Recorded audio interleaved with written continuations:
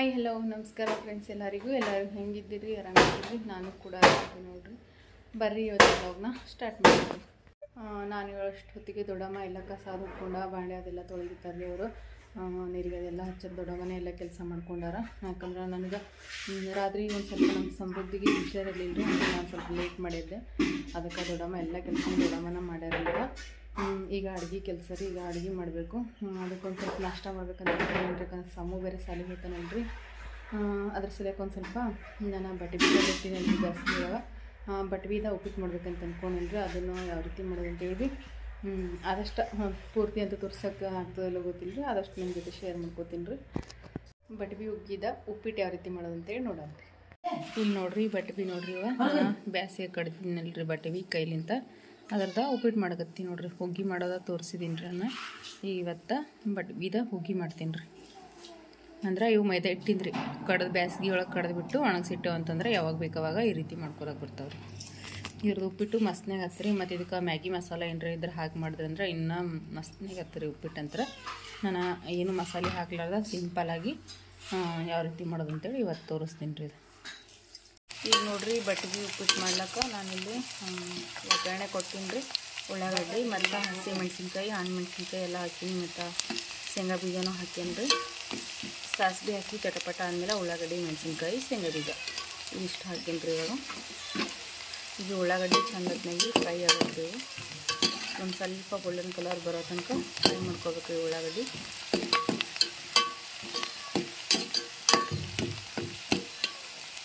ಈಗ ನೋಡಿರಿ ಉಳ್ಳಾಗಡ್ಡಿ ಫ್ರೈ ಆದಮೇಲೆ ಇದಕ್ಕೆ ನಾನು ಕೊತ್ತಂಬರಿ ಸೊಪ್ಪು ಹಾಕ್ಕೊಳ್ತೀನಿ ಒಂದು ಸ್ವಲ್ಪ ಕಟ್ ಮಾಡಿದ್ದು. ಕೊತ್ತಂಬರಿ ಸೊಪ್ಪು ಹಾಕಿ ಒಂದು ಸ್ವಲ್ಪ ತಿರುಗಬೇಕು. ಈಗ ಇದಕ್ಕೆ ನೀರು ಹಾಕ್ಕೊತೀನಿ. ಈಗ ಉಪ್ಪಿಟ್ಟೆಲ್ಲ ನೀರು ಹೆಂಗೆ ಹಾಕೋತೀವಲ್ಲ ರೀ, ಅದೇ ಸೇರಿ ನೀರು ಹಾಕ್ಕೋಬೇಕು ಇದಕ್ಕೆ. ಈಗ ಇದಕ್ಕೆ ಮೊದಲು ರುಚಿಗೆ ತಕ್ಕಷ್ಟ ಉಪ್ಪು ಹಾಕೋತೀನಿ ರೀ. ಅರಿಶಿನ ಪೌಡ್ರ ಆಮೇಲೆ ಹಾಕೋತೀನಿ ನೀರಾಗಿ.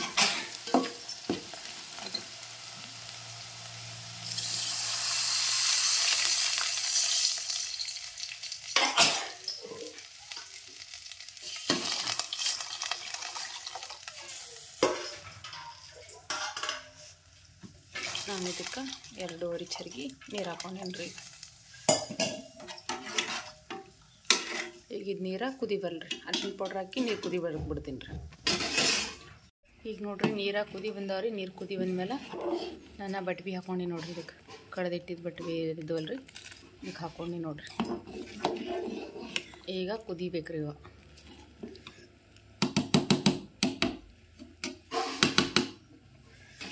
ಈಗ ಕುದಿಲ್ರಿ, ಇದಕ್ಕೆ ಮ್ಯಾಲೆ ಮುಚ್ಚಿ ಕುದಿಲಾಕ ಬಿಡ್ತೀನಿ. ಇಲ್ಲಿ ನೋಡ್ರಿ ಬಟ್ಟೆ ಬಿ ಉಪ್ಪಿಟ್ಟು ರೆಡಿ ಆಯ್ತು ನೋಡ್ರಿ. ಮಸ್ತ್ನೇ ಆಗ್ಯದ್ರಿ ಬಟ್ಟೆ ಬಿ ಉಪ್ಪಿಟ್ಟು ಅಂತಾರೆ ನೋಡ್ರಿ. ಅಗಳಿ ಹತ್ತಂಗಿಲ್ಲ ರೀ, ಅಷ್ಟು ಮಸ್ತ್ನಾಗ ಬರ್ತದೆ ರೀ. ಉಪ್ಪಿಟ್ಟಿಗಿಂತನೂ ಫುಲ್ ಟೇಸ್ಟಿಯಾಗಿ ಬರ್ತದೆ ಇದು. ಈಗ ನೋಡ್ರಿ ಉಪ್ಪಿಟ್ಟಂತೂ ಮಾಡಿನಲ್ರಿ. ಮತ್ತು ಒಂದು ಸ್ವಲ್ಪ ಮುಲ್ಲಂಗಿ ಪಲ್ಯ ಮಾಡ್ಬೇಕಂತ ಅನ್ಕೊಂಡೇನಿ ರೀ.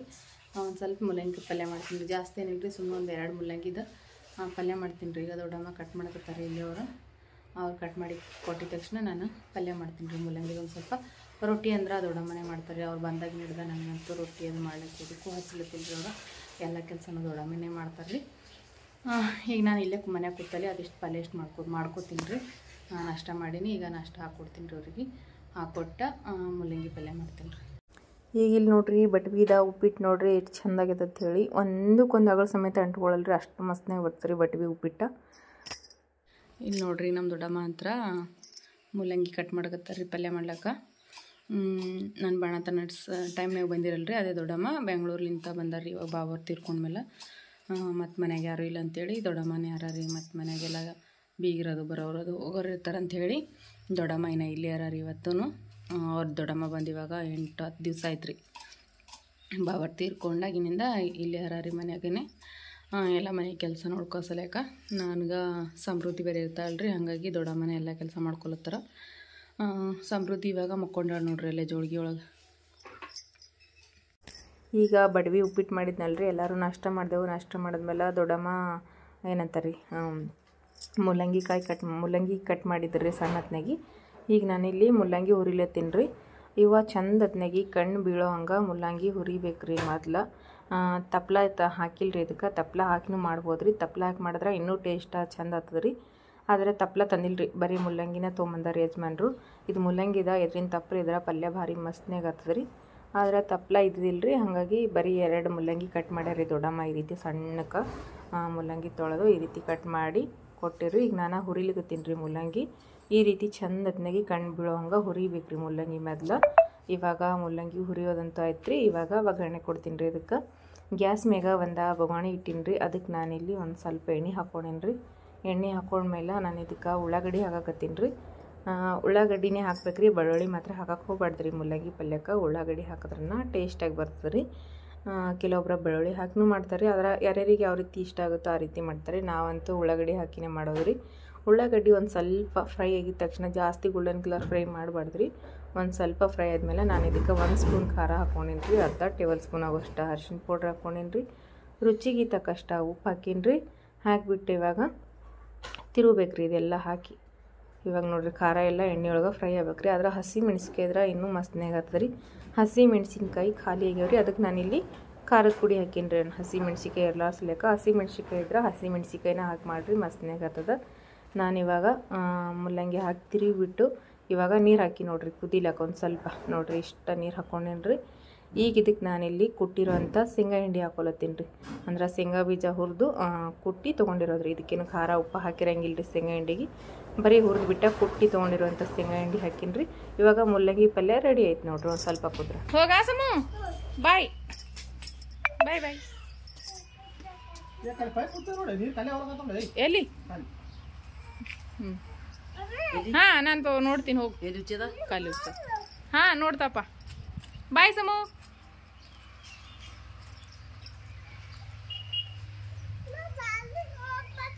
ಹಾಂ ಸಾಲಿಗೆ ಹೋಗಿ ಬಾ.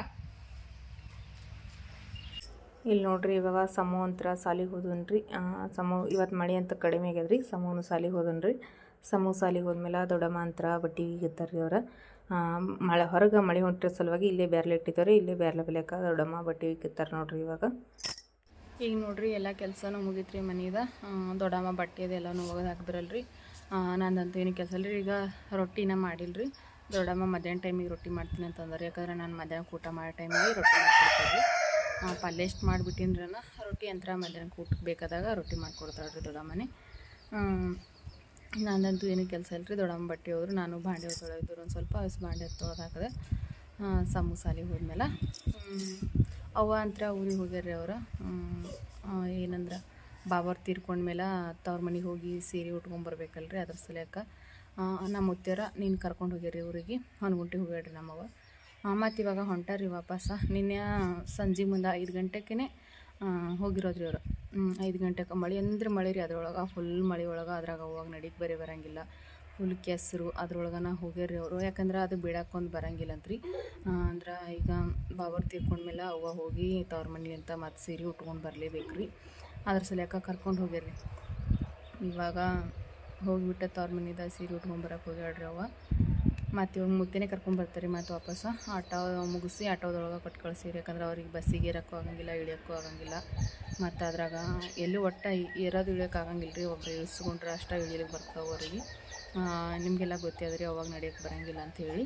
ಅದ್ರ ಸಲಕ ಆಟೋ ಮುಗಿಸಿ ಆಟೋ ಒಳಗೆ ಕೊಟ್ಟು ಕಳಿಸಿದ್ರಿ. ಮತ್ತು ಇವಾಗ ಆಟೋದಾಗ ಹೊಂಟಾರಂತ್ರಿ. ಅವ್ರಿಗಂತೂ ಇಷ್ಟು ಕೆಸರಾಗ್ಯದ್ರಿ, ಹೆಜ್ಜೆ ಇಡೋಕ್ಕೂ ಆಗಂಗಿಲ್ಲ ಅಷ್ಟು ಮಳೆ. ನಿನ್ನೆ ಅಂತೂ ಫುಲ್ಲು ಮಳೆ ಅಂದ್ರೆ ಮಳೆ ರೀ ನಮ್ಮ ಕಡೆಗೆ. ಇವತ್ತು ಇವಾಗ ಒಂದು ಸ್ವಲ್ಪ ಮಳೆ ಅಂತೂ ಇಲ್ಲರಿ. ಆದ್ರೆ ಬರ್ಬೇಕಂದ್ರೆ ಕೆಸರು ಅದ ರೀ. ಅವ ಅಲ್ಲಿ ಹೊಂಟ್ರಿ ಅಂತಂದ್ರೆ ರೋಡಿಗೆ ಯಜಮಾನ್ರು ಟ್ಯಾಕ್ಟ್ರಿ ತೊಗೊಂಡು ಹೋಗ್ತಾರೆ ರೀ. ಟ್ಯಾಕ್ಟ್ರಿದ ದಿಂಡಿನ ಮೇಲೆ ಕುಂದರ್ಸ್ಕೊಂಬರ್ತಾರೆ ರೀ. ಮತ್ತು ಈಗ ದೊಡ್ಡಮ್ಮ ನಾನು ಇಬ್ಬರೇ ಇದ್ದಿರೋದ್ರಿ ಮನ್ಯಾಗ. ಈಗ ಅದ್ರ ಸಲಕ ಈಗೆಲ್ಲ ಕೆಲಸ ಮುಗಿದ್ಮೇಲೆ ನಿಮ್ಗೆ ಈಗಾಗಲೇ ಥಂಬ್ನೇಲ್ ಮತ್ತು ಟೈಟಲ್ ನೋಡಿನೇ ಗೊತ್ತಾಗಿರ್ತೀರಿ ನಾನು ಯಾವ ವಿಷಯದ ಬಗ್ಗೆ ಮಾತಾಡಕತ್ತೀನಿ ಅಂಥೇಳಿ. ನಾನಿವಾಗ ಅದೇ ವಿಷಯದ ಬಗ್ಗೆ ಮಾತಾಡಕತ್ತಿರೋದ್ರಿ. ನಿಮ್ಮೆಲ್ಲರಿಗೂ ಗೊತ್ತಿರೋ ಹಂಗೆ ನಾವು ಇಬ್ಬರು ಹೆಣ್ಮಕ್ಳು, ಒಬ್ಬ ಗಂಡಸ ಮಗ ರೀ. ಅಂದ್ರೆ ಗಂಡು ಮಗ ಒಬ್ಬವ, ನಾವು ಇಬ್ಬರು ಹೆಣ್ಮಕ್ಳು ರೀ. ನಾವು ನಮ್ಮ ತಂಗಿದು ಮದುವೆ ಆಗಿ ಆಕಿನೂ ಗಂಡನ ಮನೆಗಳ, ನಂದು ಮದುವೆ ಆಗ್ಯದ, ನಾನು ಗಂಡನ ಮನೇಲಿದ್ದೀನಿ. ಆದ್ರೆ ಇರೋದು ನಮ್ಮ ತಮ್ಮ ಒಬ್ಬ ರೀ. ಅವನೇ ಲಾಸ್ಟ್. ನಾನು ಫಸ್ಟ್ ರೀ. ನನ್ನ ಹಿಂದೆ ನಮ್ಮ ತಂಗಿ ಹಿಂದೆ ತಮ್ಮ ರೀ. 3 ಜನ ನಾವು ಒಟ್ಟು. ಆದ್ರೆ ನಾವಿಬ್ರಂತೂ ಸಾಲಿ ಕಲ್ತಿಲ್ಲ ರೀ. ನಾವು ತಂಗಿನೂ ಕಲ್ತಿಲ್ಲ, ನಾನು ಕಲ್ತಿಲ್ಲ, ತಮ್ಮ ಒಬ್ಬ ಕಲಿತಾನೆ ರೀ ಸಾಲಿ. ಆದರೆ ನಮ್ಗೆ ನಮ್ಮ ತಂದೆ ತೀರ್ಕೊಂಡಿದ್ದಕ್ಕಿಂತ ತಂದೆ ತೀರ್ಕೊಂಡಿದ್ದ ಬೇಜಾರಿನಾಗ ಇನ್ನೊಂದು ದೊಡ್ಡ ಬೇಜಾರು ಅಂತಂದ್ರೆ ಹೇಳ್ಕೊಳಕ್ಕಾಗಲಾರ್ದಂಥದ್ದು ಒಂದು ದೊಡ್ಡ ಬೇಜಾರು ಅದ ರೀ ನಮ್ಗೆ. ಯಾಕಂತಂದ್ರೆ ಇರೋ ಒಬ್ಬ ಮಗ ನಮ್ಮ ತಂದೆ ಮುಖ ನೋಡೋಕ್ಕಾಗಲಿಲ್ಲ. ನಮ್ಮ ತಂದೆ ಮುಖ ನೋಡೋಕೆ ನಮ್ಮ ತಮ್ಮ ಬರಲೇ ಇಲ್ಲರಿ. ಕೊನೆ ಬಾರಿ ತಂದೆ ಮುಖ ನೋಡೋ ಅವಕಾಶ ಅವನಿಗೂ ಸಿಗಲಿಲ್ಲ. ನಮ್ಮ ಅಪ್ಪನಿಗೂ ಇರೋ ಒಬ್ಬ ಮಗನ ಮುಖ ನೋಡೋ ಅವಕಾಶ ಅವನಿಗೂ ಸಿಗಲಿಲ್ಲ. ಅದ್ರಲಿಂತನ ನಮ್ಮ ಇಡೀ ಕುಟುಂಬಕ್ಕನ ಅದು ಒಂದು ಬೇಜಾರಂದ್ರೆ ಭಾಳ ಕುಂತ್ಬಿಟ್ಟದ್ರಿ ಮನಸ್ಸಿನಾಗ ಎಲ್ಲರಿಗೂ. ಇರೋ ಒಬ್ಬ ಮಗ ತಂದೆ ಮುಖ ನೋಡ್ಲಾರ್ದಂಗೆ ಆಯ್ತಲ್ಲ ಅನ್ನೋದು ಅದೊಂದು ಕೊರಗು ನಮ್ಮನ್ನು ಏನಂತಾರೆ ನಾವು ಇರೋವರೆಗೂ ನಮಗೆ ಮರೆಯೋಕೆ ಆಗ್ಲಾರ್ದಂಗೆ ಆಗಿಬಿಟ್ಟದ್ರಿ. ಅದು ಒಂದು ಚಿಂತೆ ನಮ್ಮ ಅಮ್ಮನಿಗಂತೂ ಭಾಳಷ್ಟು ನೋವಾಗಿಬಿಟ್ಟದ್ರಿ. ಅದು ಅಂದ್ರೆ ಇರ್ಲಾಕ ಒಬ್ಬ ಮಗ ಆದರೆ ತಂದೆ ಮುಖನ ಕೊನೆ ಬಾರಿ ಒಂದು ಸರ್ತಿನಾದರೂ ತಂದೆ ಮುಖ ನೋಡಲಿಲ್ಲ ಅನ್ನೋ ಒಂದು ಆಸೆ ದುಃಖ ಅಂತೂ ನಮ್ಮ ಅಮ್ಮನ್ಗೆ ಬಕ್ಕುಳದರಿ. ನಮ್ಮ ಅವ್ವಾಗ ದುಃಖ ಅದು.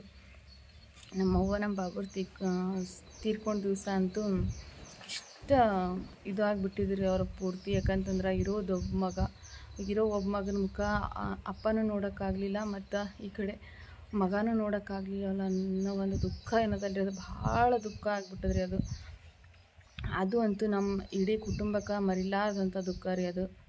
ನಮ್ಮ ಅಪ್ಪ ನಮ್ಮ ತಮ್ಮನ ಮುಖನ ಕೊನೆ ಬಾರಿ ನೋಡಿದ್ರೆ ಅವರು ಕೂಡ ಸಂತೋಷವಾಗಿ ಪ್ರಾಣ ಬಿಡ್ತಿದ್ರೇನೋ, ಮತ್ತು ನಮ್ಮ ತಮ್ಮ ಕೂಡ ಅಪ್ಪನ ಮುಖ ನೋಡಿದ್ರೆ ಅವನಿಗೂ ಕೂಡ ಒಂದು ಸಮಾಧಾನ ಆಗ್ತಿತ್ತೇನೋ. ಆದರೆ ನಮ್ಮ ತಮ್ಮ ಯಾಕೆ ಬರಲಿಲ್ಲ ಅನ್ನೋದನ್ನು ನಾನು ನಿಮ್ಮ ಜೊತೆ ಶೇರ್ ಮಾಡ್ಕೊತೀನಿ ರೀ ಇವತ್ತು. ಅಂದ್ರೆ ಅಪ್ಪನ ಕೊನೆ ಬಾರಿ ಮುಖ ನೋಡೋಕೆ ನಮ್ಮ ತಮ್ಮನ ಕೈಲಿ ಆಗಲಿಲ್ಲ. ಅದು ಯಾಕೆ ಬರಲಿಲ್ಲ ಅಂತ ನಾನು ನಿಮ್ಮ ಜೊತೆ ಹೇಳ್ಕೊಬೇಕಂತ ಅನ್ನಿಸ್ತು ರೀ. ಅದ್ರ ಸಲುವಾಗಿನೇ ಹೇಳ್ಕೊಳತ್ತೆ. ಯಾಕಂದ್ರೆ ಹೇಳ್ಕೊಂಡ್ರೆ ಮನಸ್ಸು ಹಗುರ ಆಗುತ್ತಂತ ನಮ್ಮ ಮನಸ್ಸಿನಲ್ಲಿರೋದನ್ನು. ಅದ್ರ ಸಲುವಾಗಿ ನಾನು ನಿಮ್ಮ ಜೊತೆ ಶೇರ್ ಮಾಡ್ಕೊಳತ್ತೀನಿ ರೀ. ಆ ಒಂದು ದುಃಖ ಮಾತ್ರ ನಮ್ಮ ಇಡೀ ಜೀವನ ಇರೋ ತನಕ ನಾವು ಯಾರೂ ಮರೆಯಂಗಿಲ್ಲ ರೀ. ನಮ್ಮ ಅಪ್ಪನಿಗೂ ತುಂಬ ಆಸೆ ರೀ. ಅಂದ್ರೆ ನನ್ನ ಮಗ ಹಂಗಿರಬೇಕು, ನನ್ನ ಮಗ ಹಿಂಗಿರಬೇಕು, ಇರೋದೊಬ್ಬ ಮಗ ಅವ್ನಿಗೆ ಭಾಳ ಚಂದ ಸಾಲಿ ಕಲಿಸ್ಬೇಕು, ಅವನು ನಮ್ಮ ತಮ್ಮ ನೌಕರಿ ಮಾಡಬೇಕು ಅನ್ನೋದು ನಮ್ಮ ಅಪ್ಪಂದು ಭಾಳ ದೊಡ್ಡ ಕನಸು ರೀ ಅವನದು. ಆದರೆ ನಮ್ಮ ತಮ್ಮನಿಗೆ ಇಲ್ಲಿವರೆಗೂ ಸಾಲಿ ಕಲ್ಸೋಕೆ ಮಾತ್ರ ಭಾಳ ಚಲೋತ್ನಾಗ ಕಲ್ಸೇನ್ರಿ ನಮ್ಮ ಬಾಬುರ. ನಾವು ಬಾಬಾ ಅಂತಲೇ ಕರಿತಿದ್ದೇವೆ ರೀ, ಅದೇ ರೂಢಿ ಅದ ರೀ ನಮ್ಗೆ. ನಮ್ಮ ಬಾಬಾ ಭಾಳ ಚಂದ ಸಾಲಿ ಕಲ್ಸೇನ್ರಿ ಅವನಿಗೆ. ಅಂದ್ರೆ ಇವಾಗ 13ನೇ ಕ್ಲಾಸ್ ರೀ ನಮ್ಮ ತಮ್ಮ. ಡಿಗ್ರಿ ಮಾಡ್ಲಕತ್ತಾನ ರೀ, 13ನೇ ಕ್ಲಾಸು. ಅವನು ಬೆಂಗಳೂರು ಕಾಲೇಜ್ ಕನ ರೀ ನಮ್ಮ ತಮ್ಮ. ಬೆಂಗಳೂರು ಕಾಲೇಜ್ ಕನ ರೀ. ಆದ್ರೆ ಅದು ಏನಾಯ್ತು ಅಂತಂದ್ರೆ ವಿಷಯ ರೀ, ನಮ್ಮ ತಮ್ಮ ಯಾಕೆ ಬರಲಿಲ್ಲ, ನಮ್ಮ ಅಪ್ಪನ ಅಂತಿಮ ಸಂಸ್ಕಾರಕ್ಕೆ ಯಾಕೆ ಬರಲಿಲ್ಲ ಅಂತಂದ್ರೆ ರೀ, ಇವಾಗ 13ನೇ ಕ್ಲಾಸ್ ರೀ. ಅದು ಇಂಜಿನಿಯರಿಂಗ್ ಮಾಡೇನ್ರಿ ಅವ. ಅದ್ರೊಳಗೆ ಎಕ್ಸಾಮ್ ರೀ. ಇವಾಗ ಎಕ್ಸಾಮ್ ಸ್ಟಾರ್ಟಾಗಿ ಒಂದು 8-10 ದಿವಸ ಮ್ಯಾಲೆ ಐತ್ರಿ. ನಮ್ಮ ಅಪ್ಪ ತೀರ್ಕೊಳ್ಳೋದು ಇನ್ನೂ ಒಂದು 8-10 ದಿವಸ ಇರ್ಲಕ್ಕನ ಎಕ್ಸಾಮ್ ಸ್ಟಾರ್ಟ್ ಆಗ್ಯಾವ ರೀ. ಆದ್ರೆ 2 ದಿವಸ ಚುಟ್ಟಿ ಮತ್ತೊಂದು ದಿವಸ ಪೇಪರ್ ಈ ರೀತಿ ಇರ್ತಾವಂತ್ರಿ. ನಮ್ಗೆ ಅದ್ರ ಬಗ್ಗೆ ಏನೂ ಗೊತ್ತಿಲ್ಲ. ಅಪ್ಪನಿಗೂ ಹೆಂಗೆ ಅಂತಂದ್ರೆ ಸಡನ್ನಾಗಿ ಬಂದಿರೋದ್ರಿ ಅದು. ಮೊದಲೆಲ್ಲ ಹುಷಾರಾಗಿದ್ರು ರೀ, ಊಟ ಮಾಡ್ಕೊತ ಆರಾಮಾಗಿದ್ದರು.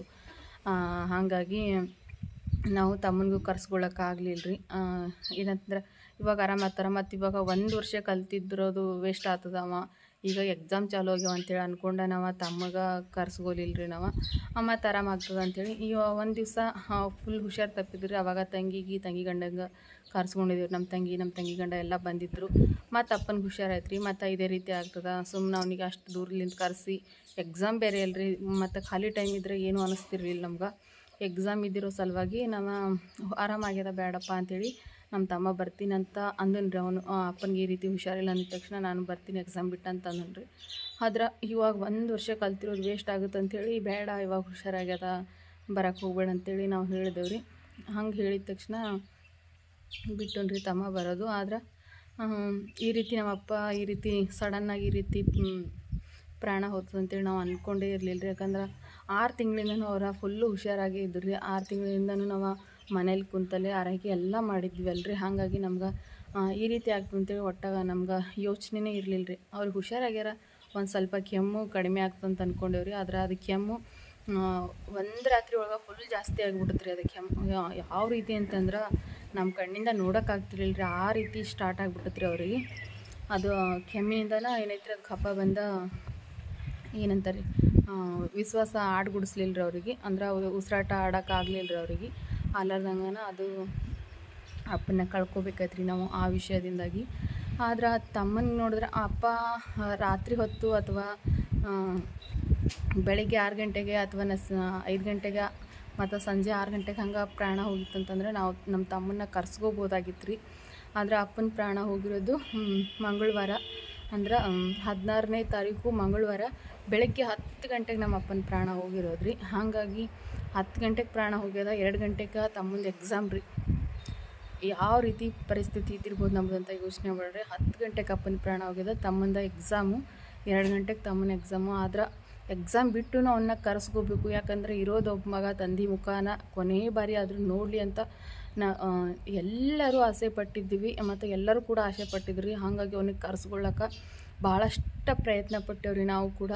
ಅಂದ್ರೆ ಅವನ್ನ ಕರೆಸ್ಕೋಬೇಕು, ಕೊನೆ ಬಾರಿ ಅಪ್ಪನ ಮುಖ ನೋಡಬೇಕು ಅಂಥೇಳಿ ಭಾಳಷ್ಟು ಪ್ರಯತ್ನ ಪಟ್ಟೇವ್ರಿ. 10 ಗಂಟೆಗೆ ಅಪ್ಪನ ಪ್ರಾಣ ಹೋದ್ಮೇಲೆ ಫೋನ್ ಹಚ್ತಿದ್ರು. ಅಲ್ಲೇ ನಮ್ಮ ಅಣ್ಣವ್ರು ಅದು ಹರಾರಿ, ಅಲ್ಲೇ ಬೆಂಗ್ಳೂರ್ಗೇನ ನಮ್ಮ ಅಣ್ಣನೂ ಇಂಜಿನಿಯರ್ ಹರಾರಿ ಒಬ್ಬರಣ್ಣ ಅವರು, ಮತ್ತು ನಮ್ಮ ಚಿಕ್ಕಮ್ಮನ ಮಗ ಇನ್ನೊಬ್ಬ ನಮ್ಮ ತಮ್ಮನೂ ಅಲ್ಲೇನ ರೀ. ನಮ್ಮ ತಮ್ಮಗ ನಮ್ಮ ಅಣ್ಣಗೆ ಫೋನ್ ಹಚ್ಬಿಟ್ಟು ಹಿಂಗೆ ಆಗ್ಯದ ಬಾಬರಿಗೆ ನಮ್ಮ ಯಜಮಾನ್ರು ಫೋನ್ ಹಚ್ಚಿದ್ರು ಅವ್ರಿಗೆ, ಮಾಮವ್ರಿಗೆ ಹಿಂಗಾಗ್ಯದ ಕರ್ಕೊಂಬರ್ರಿ ಬೇಳಪ್ಪಗ ಅಂತ ಹೇಳಿಬಿಟ್ಟು ರೀ. ಅವ್ನಿಗೆ ಹೇಳಬೇಡ್ರಿ ಅಂತ ಹೇಳಿದ್ರು. ಅವನಿಗೂ ಗೊತ್ತಾಯ್ತು ರೀ ವಿಷಯ. ಅಲ್ಲೇ ತಮ್ಮ ಫುಲ್ ಕುಸಿದೋಗ್ಬಿಟ್ಟುನ್ರಿ ಅವನು. ಯಾಕಂದ್ರೆ ಇರೋದೊಬ್ಬ ಮಗ, ನಮ್ಮ ಅಪ್ಪನ ಮೇಲೆ ಅವನು ಕೂಡ ಭಾಳಷ್ಟು ಪ್ರಾಣ ಇಟ್ಕೊಂಡಿದ್ರಿ. ಅವನಿಗೂ ಭಾಳ ಇಷ್ಟ ನಮ್ಮ ಅಪ್ಪ ಅಂತಂದ್ರೆ. ಅಪ್ಪ ಅಂದ್ರೆ ಯಾವ ಮಕ್ಳಿಗೆ ತಾನೇ ಇಷ್ಟ ಇರೋಂಗಿಲ್ಲ ಹೇಳ್ರಿ, ಎಲ್ಲರಿಗೂ ಇಷ್ಟನ.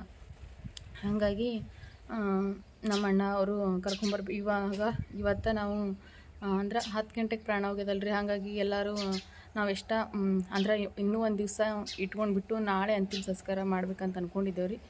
ಆದ್ರೆ ಯಾರೂ ಕೇಳಂಗಿಲ್ಲಲ್ರಿ. ಇವಾಗ ಮಳೆ ಬೇರೆ ಸ್ಟಾರ್ಟ್ ಆಗಿಬಿಟ್ಟಿತ್ತು, ಯಾರೂ ಕೇಳಲಿಲ್ಲ. ಇಲ್ಲ ಬೇಡ, ಭಾಳ ಇದು ಆಗ್ತದೆ, ಇವತ್ತೇ ಮಾಡಬೇಕು, ಇನ್ನೂ 10 ಗಂಟೆ ಆಗಿರೋ ಟೈಮ, ಬೇಡ ಇನ್ನೂ ಭಾಳಷ್ಟು ಟೈಮ್ ಅದ ಅಂತೇಳ್ಬಿಟ್ಟು ಇವತ್ತೇ ಅಂತಿಮ ಸಂಸ್ಕಾರನೂ ಮಾಡ್ತೀವಿ ಅಂತೇಳಿ ಎಲ್ಲರೂ ರೆಡಿ ಮಾಡಿದ್ರು ರೀ. ಹಾಗಾಗಿ ಈಗ ಹೆಂಗಾದರೂ ಮಾಡಿ ಅವನ್ನ ಕರೆಸ್ಕೋಬೇಕು, ಇರೋದೊಬ್ಬ ಮಗ ತಂದೆ ಮುಖನ ನೋಡಲಿ ಅಂತ ಆಸೆ ಇಟ್ಕೊಂಡು ಏನು ಮಾಡಿದ್ರಿ ಅಂತಂದ್ರೆ, ನಮ್ಮ ಕಲಬುರ್ಗಿಗೆ ಇವಾಗ ಇದರಿಂದ ಏನಂತಾರೆ ಬೆಂಗಳೂರಿಂದ ಇವಾಗ ವಿಮಾನ ಬರ್ತದಲ್ರಿ.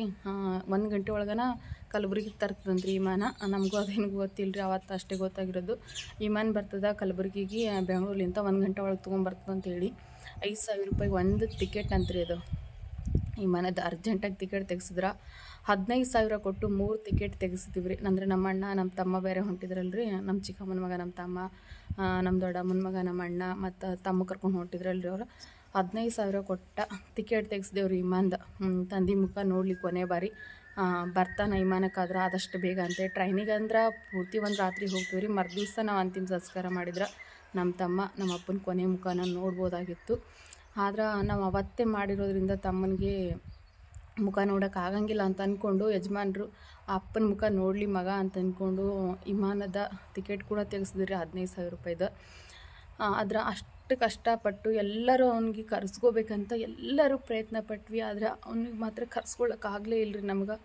ಟಿಕೆಟ್ ತೆಗೆಸಿ ಅದು ಹಣೆ ಬರಹ ಎಂಥದ್ದು ನೋಡಿರಿ. 2 ಗಂಟೆಗೆ ಬರೋ ವಿಮಾನ ರೀ ಅದು. ಕಲಬುರ್ಗಿಗೆ 2 ಗಂಟೆಗೆ ಬರತ್ತಂತ್ರಿ ಅದು. ಪ್ರತಿದಿನ ಕಲಬುರ್ಗಿಗೆ 2 ಗಂಟೆಗೆ ಬರೋ ವಿಮಾನ. ಅವತ್ತಿನ ದಿವಸ ಮಾತ್ರ ಯಾವ ರೀತಿ ಆಗ್ಯದ ಅಂತಂದ್ರೆ ರೀ, ನಾವು 15,000 ಕೊಟ್ಟು ಟಿಕೆಟ್ ತೆಗೆಸಿದ್ರು ನಮ್ಮ ಅಪ್ಪನ ಮುಖ ನೋಡೋಕೆ ನಮ್ಮ ತಮ್ಮನ ಕೈಲಿ ಆಗಲಿಲ್ಲ. ಯಾಕಂದ್ರೆ 2 ಗಂಟೆಗೆ ಬರೋ ವಿಮಾನ ಅವತ್ತು ಬೆಂಗಳೂರಲ್ಲಿನೇ 6:30 ಬಿಟ್ಟಿದ್ರಿ. 6:30 ಬೆಂಗಳೂರು ಬಿಟ್ಟ ಮೇಲೆ 7:30 ನಮ್ಮ ತಮ್ಮ ಕಲಬುರ್ಗಿಗೆ ಬಂದಿರೋದ್ರಿ. ಇವಾಗ ತಮ್ಮ ಬರೋ ತನಕ ಕೇಳಂಗಿಲ್ಲ ರೀ ಎಲ್ಲರೂ. ಈಗ ತುಂಬ ರಾತ್ರಿ ಆಗ್ತದೆ, ಭಾಳಷ್ಟು ಲೇಟ್ ಆಗ್ತದೆ. ಯಾಕಂದರೆ ಎಲ್ಲ ಕಡೆಯಿಂದ ಊರಿನ ಜನ ಬಂದಿರ್ತಾರೆ. ಅದ್ರಾಗ ಮಳೆ ಬೇರೆ, ಎಲ್ಲ ಕಡೆ ಊರಿಂದ ಬಂದಿದ್ದ ಜನಕ್ಕೆ ತೊಂದರೆ ಆಗ್ತದೆ, ಬೇಡ ಇರ್ಲಾಕ ನಾವು ಇಷ್ಟ ಮಾಡಬಾರ್ದಂತ ಪ್ರಯತ್ನ ಪಟ್ಟೇವ್ರಿ. ಆದ್ರೆ ಕೇಳಲಿಲ್ಲ ರೀ. ಯಾಕಂದರೆ ಎಲ್ಲರಿಗೂ ನಿಮ್ಮ ಒಬ್ರಲಿಂತಾಗಿ ಎಲ್ಲರಿಗೂ ತೊಂದರೆ ಆಗ್ತದೆ. ಈಗ ತಮ್ಮ ಒಬ್ಬ ಬಂದಿಲ್ಲ ಅಂತೇಳಿ ನೀವು ಇಟ್ಕೊಂಡು ಕುಂದಿರ್ತೀರಿ, ಎಲ್ಲ ಬಂದಿರೋ ಜನಕ್ಕೆ ತೊಂದರೆ ಆಗ್ತದೆ, ಕಷ್ಟ ಆಗ್ತದೆ, ರಾತ್ರಿ ಆಗ್ತದೆ. ಇವತ್ತಿನ ಇನ್ನು 6 ಗಂಟೆ ಆದರೂ ಕೂಡ ಇನ್ನೂ ಅವ್ರು ಬೆಂಗಳೂರು ಒಳಗಾರ ಬೇಡ ಅಂಥೇಳಿ ಅಂತಿಮ ಸಂಸ್ಕಾರ ಮಾಡಿಬಿಟ್ರು ರೀ ನಮ್ಮ ಬಾಬವ್ರದ್ದು. ಅಂದ್ರೆ 6:30ಗೆ ಅಂತಿಮ ಸಂಸ್ಕಾರ ಆಯ್ತು ರೀ ನಮ್ಮ ಬಾಬವ್ರದ್ದು. 6:30ಗೆ ಅವನ ಫ್ಲೈಟ್ ಹತ್ತಿರೋದ್ರಿ ಅವತ್ತು ವಿಮಾನಕ್ಕೆ. 6:30ಗೆ ಅವನ ಫ್ಲೈಟ್ ಹತ್ತಿರೋದು. ಆದರೆ ನಮ್ಮ ಅಪ್ಪನ ಮುಖ ಮಾತ್ರ 6:30ಗೆ ವಿಮಾನ ಹತ್ತಿರೋದ್ರಿ ನಮ್ಮ ತಮ್ಮ. 7:30 8 ಗಂಟೆಗೆ ಕಲಬುರ್ಗಿಗೆ ಬಂದಿರೋದು. ಅಲ್ಲಿಂದ ಏರ್ಪೋರ್ಟ್ಲಿಂದ ಕರ್ಕೊಂಬರೋಷ್ಟೊತ್ತಿಗೆ 9 ಗಂಟೆ ಆಯ್ತು ರೀ ನಮ್ಮ ತಮ್ಮಗೆ ಮನೆಗೆ ಕರ್ಕೊಂಬರ್ಬೇಕಂತಂದ್ರೆ. ಈ ಕಡೆ ಅಷ್ಟೊಂದು ರೊಕ್ಕ ಹಾಕಿದ್ರು ಕೂಡ ನಮ್ಮ ಅಪ್ಪನ ಮುಖನ ನಮ್ಮ ತಮ್ಮ ನೋಡೋಕ್ಕಾಗಲಿಲ್ಲ. ಆದ್ರೆ ನಮ್ಮ ತಮ್ಮನ ದುಃಖ ನಮ್ಮ ತಮ್ಮನಿಗೆ ಗೊತ್ತು. ಯಾಕಂದ್ರೆ ಅವ್ನಿಗೆ ಎಷ್ಟು ದುಃಖ ಆಗಿರ್ಬೋದು ಅಂತ ನೀವೇ ಯೋಚನೆ ಮಾಡಿರಿ. ಯಾಕಂತಂದ್ರೆ ತಂದೆ ಮುಖ ನೋಡೋ ಅವಕಾಶ ಅವನಿಗೆ ಸಿಗಲಿಲ್ಲ. ಅವನ ಓದಿನ ಸಲುವಾಗಿ ಅವನಿಗೆ ತಂದೆ ಮುಖ ನೋಡೋ ಅವಕಾಶ ಸಿಗಲಿಲ್ಲ. ಆದರೂ ನಾವು ಅವನ ತಂದೆ ಮುಖ ನಾವು ನೋಡಲಿ ಅಂತೇಳಿ ಎಲ್ಲರೂ ಪ್ರಯತ್ನ ಭಾಳಷ್ಟು ಪಟ್ಟೇವ್ರಿ. ಆದರೂ ಕೂಡ ಕೊನೆ ಬಾರಿ ಆದರೂ ನಮ್ಮ ಅಪ್ಪನ ಮುಖ ನೋಡೋ ಅವಕಾಶ ನಮ್ಮ ತಮ್ಮಗೆ ಸಿಗಲಿಲ್ಲ. ಅದೊಂದು ಮಾತ್ರ ನಾವು ಆ ಜೀವನ ಇರೋವರೆಗೂ ಮರಿಲಾರ್ದಂಥ ಒಂದು ಪರಿಸ್ಥಿತಿ ಆಗಿಬಿಟ್ಟದ್ರಿ ನಮ್ಮದು. ನಮ್ಮ ಅಪ್ಪನಿಗೂ ಕೂಡ ತುಂಬಾ ಆಸೆ ಇತ್ತು ಅನಿಸುತ್ತೆ. ಯಾಕಂದ್ರೆ ಇರೋ ಮಗನ ಮುಖ ನೋಡಬೇಕು ಅನ್ನೋ ಆಸೆ ಅವ್ರಿಗೂ ಇರುತ್ತಲ್ರಿ. ಹಾಗಾಗಿ ಎಂಥ ಹಣೆ ಬರ ನೋಡ್ರಿ. ಅದೇ ಟೈಮ್ನಾಗ ಅವನದು ಎಕ್ಸಾಮ್ ಸ್ಟಾರ್ಟ್ ಆಗ್ಯದ, 13ನೇ ಕ್ಲಾಸ್ ಅವನು.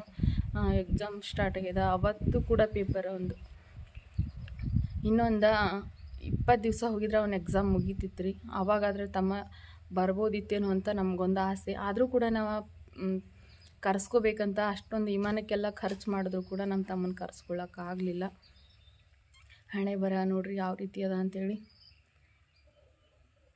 ಅದು ಒಂದು ನಮ್ಮ ತಮ್ಮನಿಗಂತೂ ಭಾಳ ದುಃಖ ಆಗಿಬಿಟ್ಟಿದ್ರಿ. ಮನೆಗೆ ಬಂದಮೇಲೆ ಅವನ ಪರಿಸ್ಥಿತಿ ಅವನಿಗೆ ಗೊತ್ತು. ಆ ರೀತಿ ಆಗಿಬಿಟ್ಟಿದೆ ಅವನು.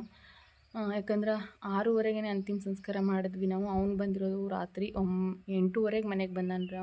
ಅಲ್ಲಿ ತನಕ ಬಂದಿರೋ ಜನ ಇರಬೇಕು ಅಂತಂದ್ರೆ ಭಾಳಷ್ಟು ತೊಂದರೆ ಆಗುತ್ತಲ್ರಿ. ಹಾಗಾಗಿ ಇದ್ದರೆ ಇರಲಿ ಅಂತ ಹೇಳಿ ಮಾಡಿಬಿಟ್ಟೇವ್ರಿ. ಅದಕ್ಕೆ ಇದನ್ನೇ ನಿಮ್ಮ ಜೊತೆ ಶೇರ್ ಮಾಡ್ಕೋಬೇಕಂತ ಅನ್ನಿಸ್ತ್ರಿ ನನಗೆ ಇವತ್ತು. ಇವಾಗ ಹೇಳಿದ್ನಲ್ರಿ ನಮ್ಮ ತಮ್ಮ ಯಾಕೆ ಬರೋಕ್ಕಾಗಲಿಲ್ಲ ಅಂತೇಳಿ. ನಮ್ಮ ಅಪ್ಪನ ಕೊನೆ ಮುಖನೂ ಅವನು ನೋಡೋಕ್ಕಾಗಲಿಲ್ಲ. ಇದು ಒಂದು ವಿಷಯದ ಸಲುವಾಗಿ ದೂರ ಇದ್ರಾಗ ಈ ರೀತಿ ಆಗುತ್ತೆ ನೋಡ್ರಿ. ಇದು ಹತ್ತಿರದೊಳಗೆ ಇರಬೇಕಂತ ಅನ್ನಿಸ್ತದೆ. ಆದ್ರೆ ಇರೋ ಒಬ್ಬ ಮಗ ಚಂದ ಸಾಲಿ ಕಲಿ ಅಂತ ನಮ್ಮ ಅಪ್ಪನ ಆಸೆ. ಅದ್ರ ಸಲುವಾಗಿ ಅವನಿಗೆ ಬೆಂಗಳೂರು ಕಾಲೇಜಿಗೆ ಕಳಿಸಿದನು ರೀ. ಅದು ಕೂಡ CET ಎಕ್ಸಾಮ್ ಮೇಲೆ ಹೋಗಿರೋದ್ರಿ. ಅವನು CET ಎಕ್ಸಾಮ್ ಬರೆದ್ಬಿಟ್ಟು ನಮ್ಮ ಹತ್ರ ಹಾಕಕ್ಕೆ ರೊಕ್ಕ ಇಲ್ಲ ಬೇಡ ಅಂತಂದ್ರು ಕೂಡ ನಮ್ಮ ತಮ್ಮನೂ ನಾನು ಏನಾದರೂ ಗೋರ್ಮೆಂಟಿಂದ ಲೋನ್ ತೊಗೊಂಡು ಕಲಿತೀನಿ ಅಂತೇಳಿ ಗೋರ್ಮೆಂಟಿಂದ ಲೋನ್ ಮಾಡ್ಕೊಂಡು ಇಂಜಿನಿಯರಿಂಗ್ ಕಾಲೇಜ್ ಕಲಿಕತ್ತಾನ್ರಿ ಅವನು ಬೆಂಗಳೂರೊಳಗನ. ಇವಾಗ ಮತ್ತು ವಾಪಸ್ ಕಳಿಸ್ಬೇಕಾದ್ರೆ ಅವನಿಗೆ ಅದು ನಮ್ಮ ಕಡೆಗೆ ಏನಂತಂದ್ರೆ 3 ದಿವ್ಸಕ್ಕೆ ದಿನ ಕಾರ್ಯ ಅಂಥೇಳಿ ಮಾಡ್ತಾರೆ ರೀ. ಅದಕ್ಕೆ ಕಾರ್ಯ ದಿವಸ ಮತ್ತು ಎಕ್ಸಾಮ್ ಇತ್ತು ರೀ ಅವನದು. ಹಾಗಾಗಿ 3 ದಿವ್ಸಕ್ಕೆ ಮತ್ತು ತಮ್ಮನ ವಾಪಸ್ ಕಳಿಸ್ದೇವ್ರಿ. ಮತ್ತು ಇನ್ನೇನು ಮಾಡೋದ್ರಿ, ಅಪ್ಪನಂತೂ ಕಳ್ಕೊಂಡಿದ್ದೀವಿ. ಇರೋ ಒಬ್ಬ ತಮ್ಮನಿಗಾದರೂ ಎಲ್ಲದನ್ನು ಒಳ್ಳೇದಾಗಲಿ ಅಂಥೇಳಿ ಎಲ್ಲರೂ ಅವನಿಗೆ ಧೈರ್ಯ ಹೇಳಿಬಿಟ್ಟು ಮತ್ತು 3 ದಿವ್ಸದ ಕಾರ್ಯ ಮಾಡೋ ದಿವಸ ಮತ್ತು ತಮ್ಮನಿಗೆ ಮತ್ತು ಬೆಂಗಳೂರು ಕಳಿಸ್ದೇವ್ರಿ. ಅವನಿಗೆ ಕಳಿಸ್ಬಿಟ್ಟು ನಾವು ಈ ಕಡೆ ಎಲ್ಲ ಮತ್ತು ಆಮೇಲೆ ಏನೇನು ಕಾರ್ಯಗಳಿದೆ ಅದೆಲ್ಲ ನಾವು ಮಾಡ್ಕೊಂಡಿದ್ದೇವೆ ರೀ. ಯಾಕಂದ್ರೆ ಇದನ್ನು ನೋಡ್ಕೊತಾ ಕುಂತ್ರೆ ಮತ್ತು ಆ ಕಡೆ ಅವ್ನ ಭವಿಷ್ಯ ಅದ ರೀ ಇವಾಗ ಅದ್ರ ಮೇಲೆನ. ಅದ್ರ ಸಲುವಾಗಿ ಮತ್ತು ಅವನಿಗೆ ಧೈರ್ಯ ಹೇಳಿ ಅವನಿಗೆ ಮತ್ತು ನಾವು ಬೆಂಗಳೂರು ಕೊಟ್ಟು ಕಳಿಸ್ಬಿಟ್ಟೇವ್ರಿ. ಅಪ್ಪ ತೀರ್ಕೊಂಡಿದ್ದು 2 ದಿವ್ಸಕ್ಕೆ. ಇವತ್ತು ಅಪ್ಪ ತೀರ್ಕೊಂಡು ದಿವಸ ಬಂದಾನ 1 ದಿವಸ ಅಷ್ಟೇ ಅನಾರಿ ಇಲ್ಲಿ. ಅವತ್ತೊಂದು ದಿವಸ ಎಕ್ಸಾಮ್ ಪೇಪರ್ ಇರಲಿಲ್ಲ ರೀ. ಯಾಕಂದ್ರೆ ಒಳಗೆ ಒಂದೊಂದು ದಿವಸ ಸುಟ್ಟಿ ಕೊಟ್ಟ ಮತ್ತು ಮರುದಿವ್ಸ ಪೇಪರ್ ಕೊಡ್ತಾರಂತಲ್ರಿ. ಅವತ್ತೊಂದು ದಿವಸ ಪೇಪರ್ ಇರಲಿಲ್ಲ ರೀ. ಮಂಗಳವಾರ ಅಪ್ಪನ ಅಂತಿಮ ಸಂಸ್ಕಾರ ಆಯಿತು. ಬುಧವಾರ ದಿವಸ ಪೇಪರ್ ಇರಲಿಲ್ಲ ರೀ. ಗುರುವಾರ ದಿವಸ ಮತ್ತು ಬೆಂಗಳೂರಿಗೆ ಹೋದನು ರೀ ತಮ್ಮ ಎಕ್ಸಾಮ್ ಅದ ಅಂಥೇಳಿ. ಮತ್ತು ಶುಕ್ರವಾರ ಎಕ್ಸಾಮ್ ಇತ್ತು ರೀ. ಅರ್ಸ್ಲ್ಯಾಕ ಗುರುವಾರನ ಸಂಜೆ ಮುಂದೆ ಕಳಿಸ್ಕೊಟ್ಟೇವ್ರಿ ತಮ್ಮನಿಗೆ. ಈ ರೀತಿ ಆಗ್ಯದ ನೋಡ್ರಿ ನಮ್ಮ ಪರಿಸ್ಥಿತಿ. ಅಪ್ಪ ಹೋದ್ಮೇಲೆ ಅಪ್ಪಂದೊಂದು ಚಿಂತೆ ಮಾತ್ರ ನಾವು ಇರೋವರೆಗೂ ಮರೆಯೋಕ್ಕಾಗಂಗಿಲ್ಲ ರೀ. ಯಾಕಂದ್ರೆ ತಂದೆ ತಾಯಿ ಋಣ ಅಂತೂ ಮಕ್ಕಳ ಕೈಯಿಂದ ತೀರ್ಸೋಕೆ ಆಗಂಗಿಲ್ಲ ರೀ. ತೀರಿಸ್ಲಾರ್ದಂಥ ಋಣ ಅಂತಂದ್ರೆ ಅದು ತಂದೆ ತಾಯಿ ಋಣ ರೀ. ಆದರೆ ನಮ್ಮ ಕೈಯಿಂದಂತೂ ಅದು ಇರೋವರೆಗೂ ತೀರ್ಸೋಕೆ ಆಗಂಗಿಲ್ಲ ಮಕ್ಕಳ ಕೈಲಿಂದ. ಏನು ಮಾಡೋಕ್ಕಾಗತ್ತೆ ರೀ, ಎಲ್ಲ ಹಣೆ ಬರ. ನಮ್ಮಪ್ಪನ ಹಣೆ ಬರನೇ ಇಷ್ಟಿತ್ತು. ಅದ್ರ ಸಲುವಾಗಿ ಇವಾಗ ಇರೋ ನಮ್ಮ ತಮ್ಮನಿಗೆ ಅವನಿಗೊಬ್ಬನಿಗಾದರೂ ಒಳ್ಳೇದಾಗಲಿ ಅಂಥೇಳಿ ನಾವು ಆಸೆ ಪಡ್ತೀವಿ. ಅವನಿಗಾದರೂ ಒಂದು ಒಳ್ಳೆ ವಿದ್ಯಾಭ್ಯಾಸ ಸಿಕ್ಕಿ ಅವನಿಗೊಂದು ಒಳ್ಳೆ ತನ್ನ ಕಾಲ ಮೇಲೆ ತಾನು ನಿಲ್ಲಬೇಕು ಅನ್ನೋದೊಂದೇ ನಮ್ಮೆಲ್ಲರ ಆಸೆ ರೀ. ಆ ಆಸೆ ಆ ದೇವರು ಅದು ಹೇಗೆ ನೆರವೇರಿಸ್ತಾನೋ ಗೊತ್ತಿಲ್ಲ. ನಮ್ಮ ಅಪ್ಪನ ಆಸೆ ಕೂಡ ಅದೇ. ನನ್ನ ಮಗ ಒಳ್ಳೆ ಒಂದು ಇದ್ರೊಳಗಿರಬೇಕು, ನನ್ನ ಮಗನ ಒಳ್ಳೆ ಸ್ಥಾನದೊಳಗಿರ್ಬೇಕು ಅನ್ನೋದು ನಮ್ಮ ಅಪ್ಪನ ಆಸೆ. ನಮ್ಮ ಅಪ್ಪನ ಆಸೆನ ಈಡೇರಿಸೋದು ನಮ್ಮ ತಮ್ಮನ ಕರ್ತವ್ಯ. ಅದೇ ಹೇಗೆ ಮಾಡ್ತಾನೋ ಗೊತ್ತಿಲ್ಲ, ನೋಡಮ್ರಿ. ಇವಾಗ ಇವತ್ತಿನ ಲಾಗ್ನ ನಾನು ಇಲ್ಲಿಗೆ ಮುಗಿಸ್ತೀನಿ ರೀ. ಇವತ್ತಿನ ಲಾಗ್ ನಿಮ್ಗೆ ಇಷ್ಟ ಆದ್ರೆ ಪ್ಲೀಸ್ ಎಲ್ಲರೂ ಲೈಕ್ ಮಾಡಿರಿ, ಶೇರ್ ಮಾಡಿರಿ, ಸಬ್ಸ್ಕ್ರೈಬ್ ಮಾಡಿರಿ, ಸಪೋರ್ಟ್ ಮಾಡಿರಿ ಫ್ರೆಂಡ್ಸ್. ನಿಮ್ಮೆಲ್ಲರ ಸಪೋರ್ಟು, ಪ್ರೀತಿ, ಆಶೀರ್ವಾದನ ನಮ್ಗೆ ಇವತ್ತು ಈ ಮಟ್ಟದವರೆಗೂ ತಂದಿರೋದು. ನಿಮ್ಮೆಲ್ಲರ ಪ್ರೀತಿ, ಸಪೋರ್ಟು, ಆಶೀರ್ವಾದ ಸದಾ ಕಾಲ ನಮ್ಮ ಮ್ಯಾಗ ಹಿಂಗೆ ಇರಲಿ ಅಂತೇಳಿ ನಾನು ಕೇಳ್ಕೊತೀನಿ ರೀ. ಎಲ್ಲರಿಗೂ ನಮಸ್ಕಾರ.